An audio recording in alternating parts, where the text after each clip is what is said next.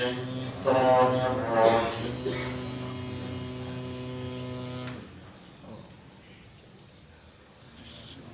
بسم الله الرحمن الرحيم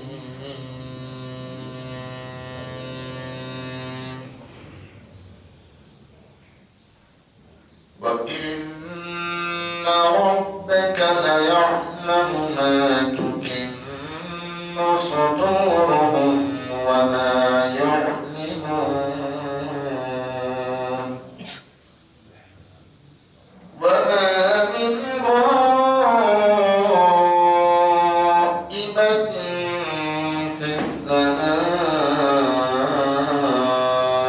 والأرض إلا في كتاب مبين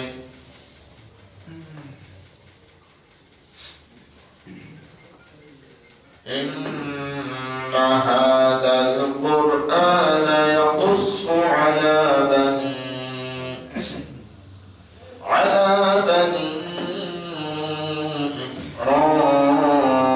إسرائيل أكثر الذي هم فيه يختلفون وإنه لهدى ورحمة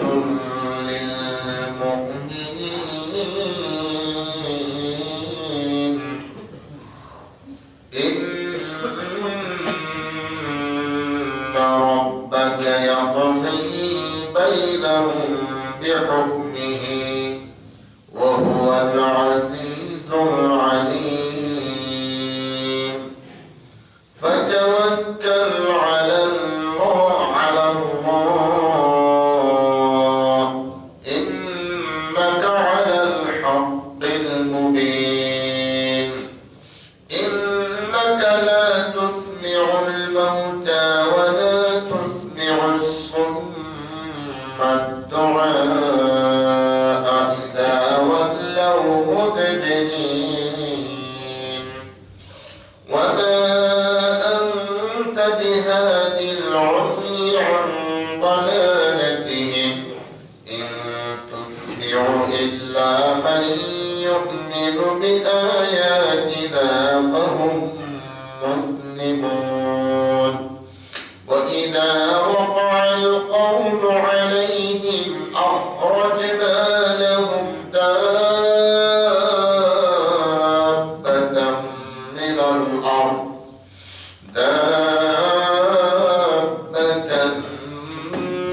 الأرض تكلمهم أن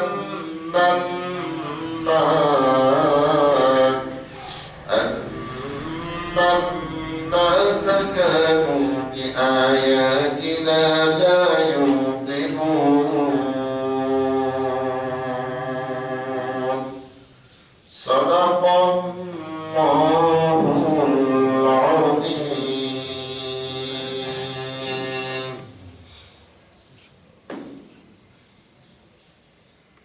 شكر আদায় করছি আল্লাহ সুবহানাহু ওয়া তাআলা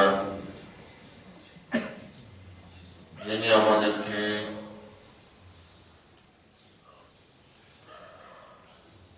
নতুন হায়াত দিয়ে সুস্থতা দিয়ে সালাতুল ফজরের জামাতে হাজির হওয়ার তৌফিক দিয়েছেন অনেক ভাইয়ের মধ্য থেকে আমাদেরকে তার কালামে হাকিমের দর্শে বসার জন্য মনোনীত করেছেন আমরা তার শুকর আদায় করে পড়ছি আলহামদুলিল্লাহ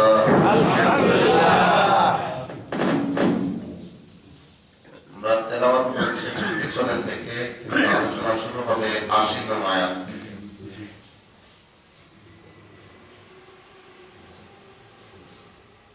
আল্লাহ সুবহানাহু ওয়া তাআলা আজকের তেলাওয়াতকৃত আয়াতের মধ্যে আলোচনা করছেন ইন্নাকা লা তুসমিউল মাউতা হে নবী আপনি কোন মৃত ব্যক্তিকে আপনার কথা আপনি শোনাতে পারবেন না। মৃত ব্যক্তি কথা শুনে না। ঠিক অনুরূপ ভাবে ওয়ালা তুসমিউ সুম্মা দুআ, আপনার দাওয়াত, আপনার কথা কোন বধির কেউ শোনাতে পারবেন না।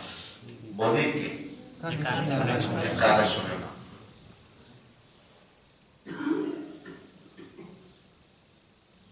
ইযা ওয়াল্লাউ মুদবিরিন, যখন সে আপনার আহ্বানে সাড়া না দিয়ে মুখ ফিরিয়ে চলে যায়, অর্থাৎ যে শুনতে চায় না তাকে আপনি শোনাতে পারবেন না। আপনি তো শোনাবেন ওই ব্যক্তিকে যে আপনার কথা শুনতে চায়।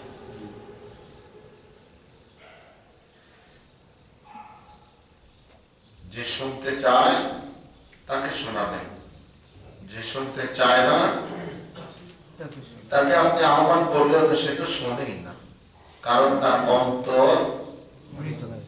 অন্তরের শোনা বা মন যে আপনার ভিতরের যে শোনা, সেই শোনা শ্রবণ শক্তি তার বধির হয়ে গিয়েছে।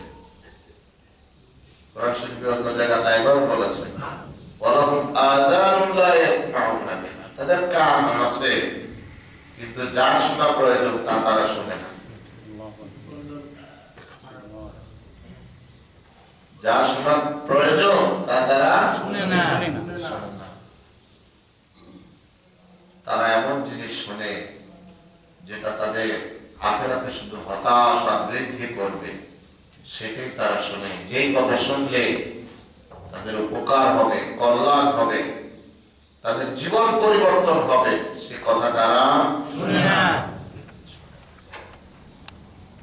ওয়ামা আনতা বিহাদিল উমি আন দালালাতিহিম, অনুরূপভাবে নবী যারা পথ হারিয়ে ফেলেছে, অন্ধ, চোখে দেখে না, তাকে আপনি সঠিক পথের দিশা দিতে পারবেন না, কারণ সে তো অন্ধ।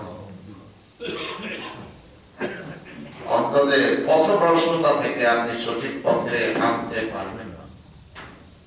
তাদের চোখ আছে, ওয়ালাহুম আ'য়ুনুন লা ইউবসিরুনা বিহা, চোখ আছে তাদের, চোখ দিয়ে দেখে না। কোন চোখ? কপাল বন্ধ, চোখ থাকিত। তারা সব দেখে, মাঝে মাঝে সব দেখে, কিন্তু রহমানের কথা দেখে না, রহমানের কিতাব দেখে না, রহমানের নিদর্শন দেখে না, দেখে তারা শিক্ষা গ্রহণ করে না। ইন তুসমিউ ইল্লা মান ইউমিনু বিআয়াতিনা ফাহুম মুসলিমুন। নবী, যারা আমার আয়াতে বিশ্বাসী, আমার কথায় বিশ্বাসী, আপনার কথা তো তারাই মনোযোগ দিয়ে শুনবে, কারণ তারা মুসলমান। আল্লাহ তাদেরকে কিভাবে বিশেষিত করেছেন, যে আমাকে মানে, আমাকে বিশ্বাস করে, সে আপনার কথা মনোযোগ দিয়ে শুনবে। দেখেন, কোরআন কার কথা? আল্লাহর কথা। কোরআন কালামুল্লাহ, কোরআন আল্লাহর কথা। আল্লাহকে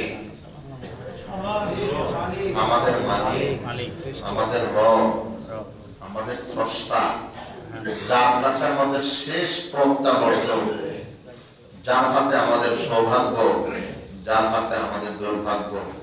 তিনি ইচ্ছে করলে আমাদেরকে সুখ দিতে পারেন, ইচ্ছে করলে আমাদেরকে শাস্তিও দিতে পারেন। তার শাস্তি থেকে ফিরানো কেউ নাই, আসমানেও নাই, জমিনেও নাই। তিনি শাস্তি দেওয়ার ইচ্ছে করলে কেউ বাঁচাতে পারবে না, আর তিনি ক্ষমা করে দিতে থাকে, প্রশ্ন করার কেউ থাকবে না। যারা তাকে মেনেছে তারা আপনার কথা শুনবে। কিছু মানুষ যখন আউযু বিল্লাহি বিসমিল্লাহ পড়ার পরেও কোরআন তেলাওয়াত চলতেছে আর তিনি চলে যাচ্ছে, এদিকে ভ্রুক্ষেপ করে না, হয়তোবা শরীয়তের তেমন কোনো ওজনও নাই, মালিকের কথাটা শুনতে চায় না। মালিক তাদের ব্যাপারে কি বলেন দেখেন, ওয়ামান আযলামু মিম্মান যুক্কিরা বিআয়াতি রাব্বিহি সুম্মা আ'রাদা আনহা। ওই ব্যক্তির চেয়ে বড় জালিম আর কে হতে পারে যার সামনে আমি আল্লাহর কথা আলোচিত হচ্ছে আর সে পৃষ্ঠ প্রদর্শন করে মুখ ফিরিয়ে চলে যাচ্ছে।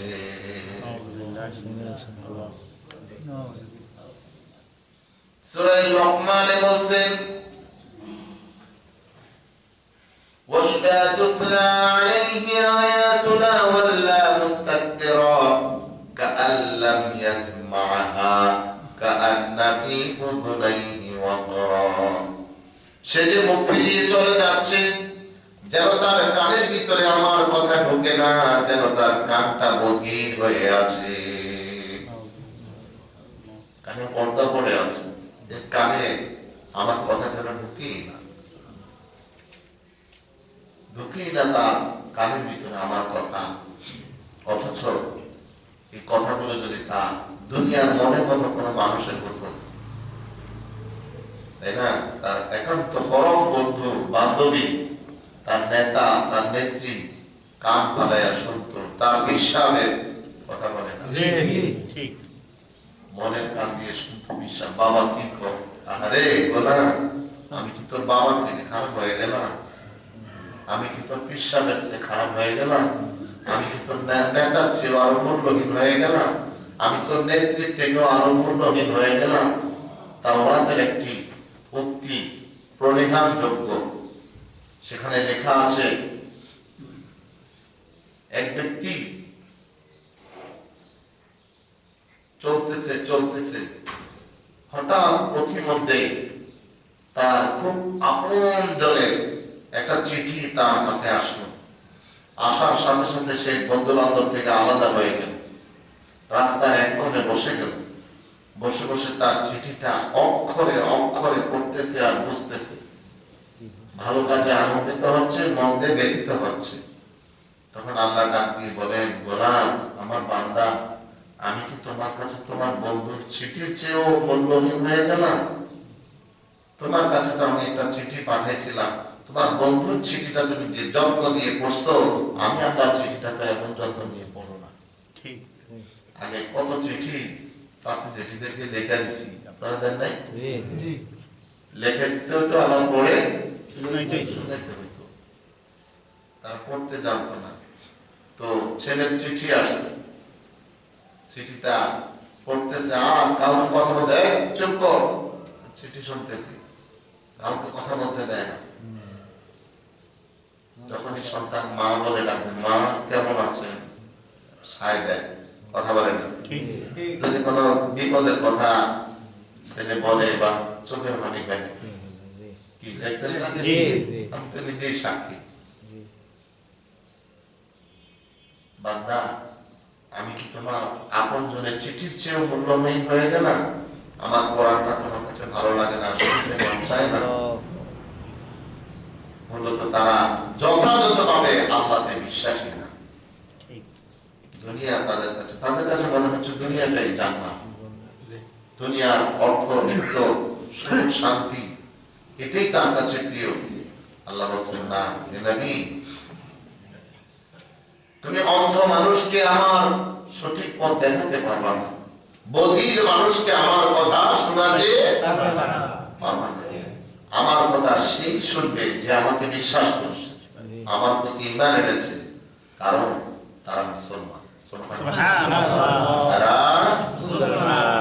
وَإِذَا وَقَعَ الْقَوْلُ عَلَيْهِمْ أَخْرَجْنَا لَهُمْ دَابَّةً مِنَ الْأَرْضِ تُكَلِّمُهُمْ। আল্লাহ রাব্বুল আলামিন এবার বলছেন, وَإِذَا وَقَعَ الْقَوْلُ عَلَيْهِمْ, ওদের নিকট যখন আমার শাস্তির ঘোষিত শাস্তি চলে আসবে তাদের কাছে, আখরাজনা লাহুম দাব্বাতাম মিন মিনাল আরদি, তখন আমি মাটি হতে এক প্রকার জীবকে তাদের জন্য বের করে দেব। তুকাল্লিমুহুম, তাদের সাথে ওই জন্তুগুলো কথা বলবে। আন্নান নাসা কানু বিআয়াতিনা লা ইউকিনুন, বস্তুত তারা আমার নিদর্শনে ছিল অবিশ্বাসী। হাদিস শরীফে আসছে কিয়ামতের পূর্বে বিশেষ ধরনের এক জন্তুর আবির্ভাব ঘটবে। কিসের পূর্বে? কিয়ামতের পূর্বে এক বিশেষ, এটা ঈসা আলাইহিস সালামের আগমনের বা পশ্চিম দিকে সূর্যোদয়ের পরে কিয়ামতের একটি বড় নিদর্শন হলো সূর্য কোন দিক থেকে? পশ্চিম দিকে উদিত হবে। কিতাবুল বুখারী কিতাবুত তাফসীরের মধ্যে একটি হাদিস এসেছে, ওয়াশ-শামসু তাজরি লিমুস্তাকাররিন লাহা, এই আয়াতের তাফসীরে সূর্য তার নিজ কক্ষপথে চলতেছে। হযরত আবু যর গিফারী রাদিয়াল্লাহু তাআলা আনহু বলেন, আমি নবীজির সাথে ছিলাম, সূর্য ডুবার সময়, অস্ত যাওয়ার সময় নবীজি আমাকে লক্ষ্য করে বললেন, আতাদরি ইয়া আমালা আইনা তাগরুবুশ শামস, আবু যর তুমি কি জানো সূর্য ডুবতে ডুবতে কোথায় যায়? সুবহানাল্লাহ, সুবহানাল্লাহ। হযরত আবু যর বলেন, আমি বললাম আল্লাহ এবং তার রাসূল ভালো জানেন।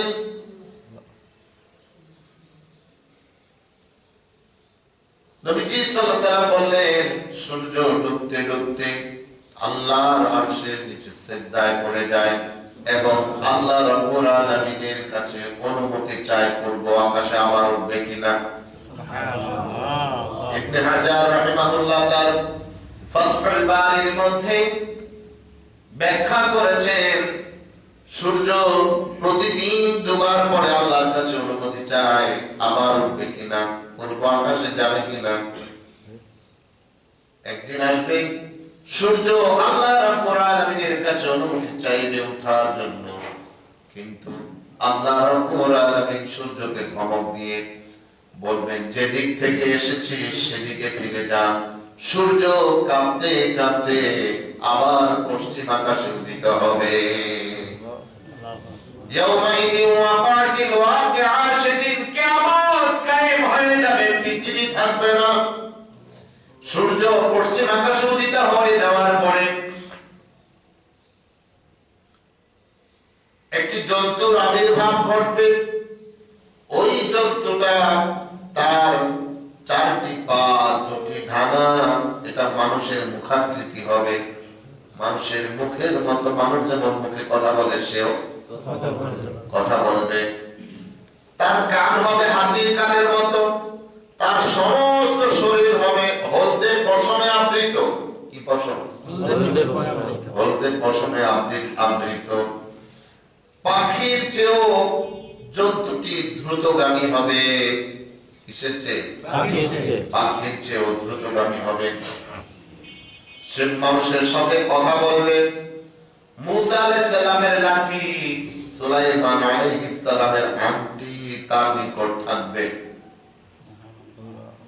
এ সময় কাফেরেরা এই অস্বাভাবিক জন্তু দেখে তার কথা শুনবে এবং তার প্রতি ঈমান আনবে, কিন্তু এটা কোনো কাজে আসবে না।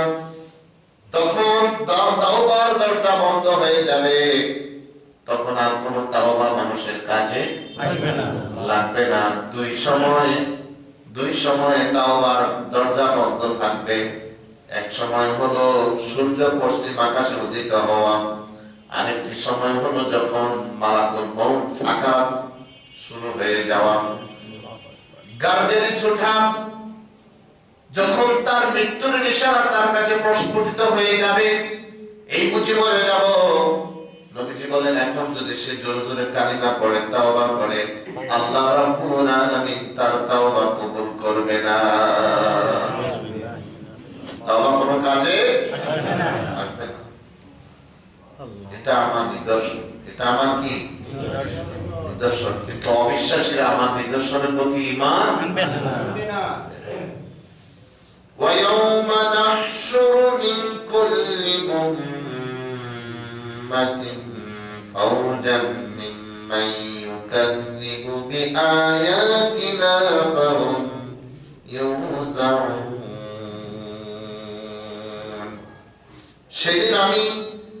সেদিন বলতে কোন দিন? সেদিন আমি এক একটি দলকে একত্রিত করব, একটা একটা করে, এভাবে করে প্রত্যেকটি দল হতে আমি একত্রিত করব ওই ব্যক্তিদেরকে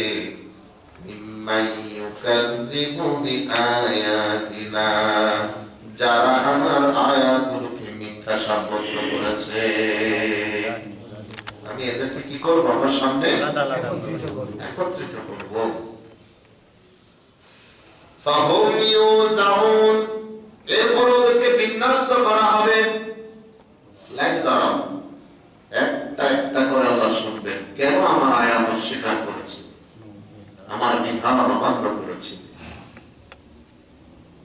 মুসলমান, জবাব দিতে হবে আল্লাহর কাছে, হিসাব দিতে হবে আল্লাহর কাছে।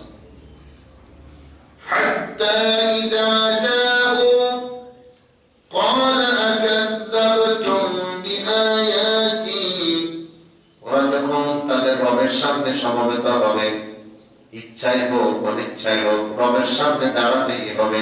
কথা বলেন ঠিক? আর কথা বলে আমার রাস্তা নাই। রাস্তা কয়টা? একটা। বক্তব্য কয়টা? একটা। কার সামনে? আল্লাহর সামনে। কার সামনে? আল্লাহর সামনে। ইয়া মা'শারাল জিন্নি ওয়াল ইনসি ইন ইসতাতা'তুম আন তানফুযু মিন আকতারিস সামাওয়াতি ওয়াল আরদি ফানফুযু লা তানফুযুনা ইল্লা বিসুলতান।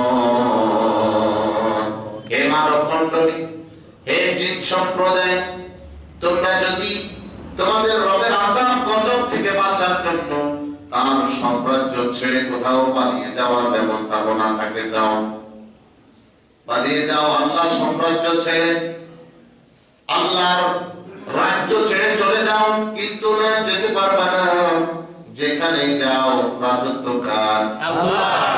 বলিল্লাহুম্মা মালিকাল মুলক, এ নবী বলেন সমস্ত রাজ্যের একমাত্র মালিক হলেন আল্লাহ। আল্লাহ বলেন সেদিন তাদেরকে সমবেত করা হবে। তারা যখন তাদের রবের সামনে এসে সমবেত হবে, হাজির হবে, তখন আল্লাহ তাদেরকে বলবেন আকাযযাবতুম বিআয়াতি, তোমরা কি আমার আয়াতকে মিথ্যা প্রতিপন্ন করো নাই? আমার আয়াতকে কি মিথ্যা সাব্যস্ত করো নাই? ওয়ালাম তুহিতু বিহা ইলমা, যদিও এই বিষয়ে তাদের কোনো জ্ঞান ছিল না। তাদেরকে যে তাদের রবের সামনে দাঁড়াতে হবে, হাজির হতে হবে, রব তাদের কাছে কৈফিয়ত তালাশ করবেন, জবাব চাইবেন, কিন্তু এই সম্পর্কের জ্ঞান তাদের কাছে ছিল না। আম্মাযা কুনতুম তা'মালুন, না, তোমরা অন্য কিছু করেছিলে মনে করো। অর্থাৎ রব এভাবে করে তাদের কাছ থেকে পুঙ্খানুপুঙ্খানু হিসাব নেবে। কেন এই কাজ করবে? কেন আমার এই বিধান অমান্য করবে? কেন আমার বিধান ধরে আরেকজনের বিধানের স্লোগান দেবে? কথা বলে না।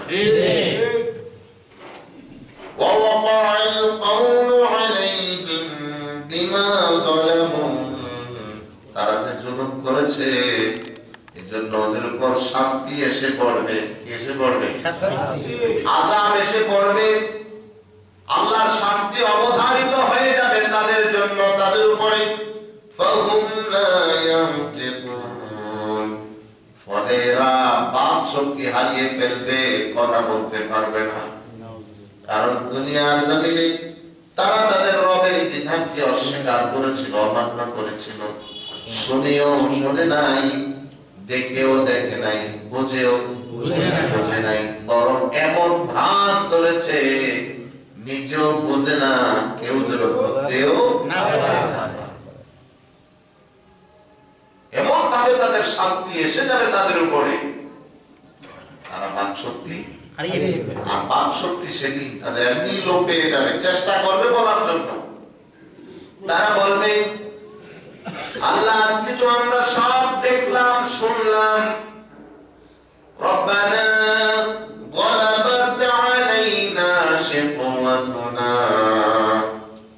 আল্লাহ আমাদের বিরুদ্ধে তো অভিযোগের শেষ নাই, আমরা কত অন্যায় করেছি, আল্লাহ আমাদেরকে ছেড়ে দেন, আরেকটি বার দুনিয়াতে পাঠিয়ে দেন, ফাইন উদনা ফাইন্না যালিমুন, আপনার নাফরমানি যদি আবারও করি তাই তো জালিম হয়ে যাব, অর্থাৎ আর আপনার নাফরমানি করব না। আল্লাহ বলেন, ক্বালা আখসাউ ফীহা ওয়া লা তুকাল্লিমুন, বন্ধ করো, কথা নাই, তারা বাক শক্তি হারিয়ে ফেলবে, আর কথা বলতে পারবে না। আগাবো, আলোচনা চলমান। আমাদের জন্য এখানে যে শিক্ষাগুলি আল্লাহ তাআলা তুলে ধরেছেন, সেদিন কাঁদা ভালো না দুনিয়াতে কাঁদা ভালো? দুনিয়াতে কাঁদা ভালো। সেদিন আফসোস করা ভালো না দুনিয়াতে আফসোস করা ভালো?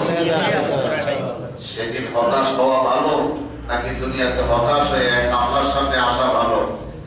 দুনিয়াতে হতাশ হয়ে আল্লাহ, আমার আর কোনো পথ নাই, আমার যাওয়ার জায়গা নাই, আমার জায়গা একটা, তোমার দরবার, তোমার দরওয়াজা, তোমার ঘর।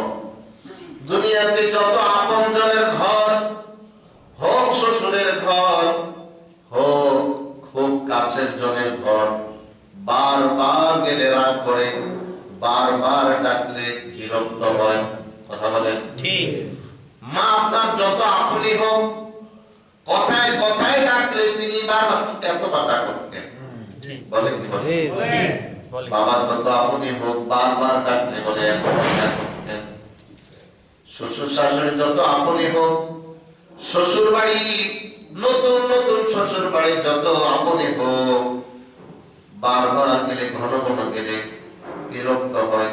কিন্তু পৃথিবীতে একটা ঘর আছে, ওই ঘরে যত বেশি আসবে মালিক, ওই ঘরের তোমার উপরে তত বেশি খুশি হবে, এবং যতবার ডাকবে ততবার মালিক তোমার ডাকে সাড়া দেবে, খুশি হয়ে, বিরক্ত হয় না। তুমি যতবার ডাকো আল্লাহ, আমার আল্লাহ ডাকতি বলে লাব্বাইকা ইয়া আবদি, বান্দা আমারে কেন ডাকছো? কারণ আমার আল্লাহ ঘোষণা দিয়ে দিয়েছেন তার কালামের মধ্যে, উজিবু দাওয়াতাদ দাঈ ইযা দাআন, বান্দা যখনই আমারে ডাকে আমি আমার বান্দাটাকে তখনই সাড়া দিয়ে দেই। সুবহানাল্লাহ। একজন আপন আছে, তিনি আমার আপনার মালিক, তিনি আমার আপনার রব, যতবার ডাকে ততবার সাড়া দেন, না ডাকলে বিরক্ত হয়, ডাকলে বিরক্ত হয় না। তার ঘরে যত ঘন ঘন আসা যায়, মালিক তত খুশি হয়ে যায়। গোলাম রে, যেখানে গেলে তিনি বিরক্ত হন না, তার কাছে ঘন ঘন আসো, তার দরবারে সেজদায় করো, তার কথা শুনো, তোমার অন্তরের দাগ কাটবে, তোমার অন্তরের দাগ কাটবে, তোমার অন্তরে প্রশান্তি নাযিল হবে। অন্তরের প্রশান্তি যদি চাও, আল্লাহর কালামের কাছে বসো, আল্লাহর কালাম শুনো, আল্লাহর কালাম পড়ো, নাযালা আলাইহিমুস সাকিনা, আল্লাহর প্রশান্তি তোমার অন্তরের মধ্যে নাযিল হতে থাকবে। আল্লাহ আমাদেরকে বোঝার তৌফিক দান করুন, আমিন। আল্লাহ আমাদেরকে মেনে চলার তৌফিক দান করুন, আমিন। আল্লাহর কথা যেখানেই হবে পক্ষপাতের মতো ছুটে যাব একজনের কথা শোনার জন্য, তিনি কে? আল্লাহ। আমরা যেন তার কথা শুনে আত্মস্থ হতে পারি, পরিতৃপ্ত হতে পারি। আল্লাহ আমাদেরকে তৌফিক দান করুন, আমিন। আল্লাহ আমাদেরকে ঈমানের স্বাদ নসিব করুন, আমিন। আমিন। ওয়া আখির দাওয়ানা আলহামদুলিল্লাহি রাব্বিল আলামিন। আসসালামু আলাইকুম ওয়া রাহমাতুল্লাহি ওয়া বারাকাতুহু।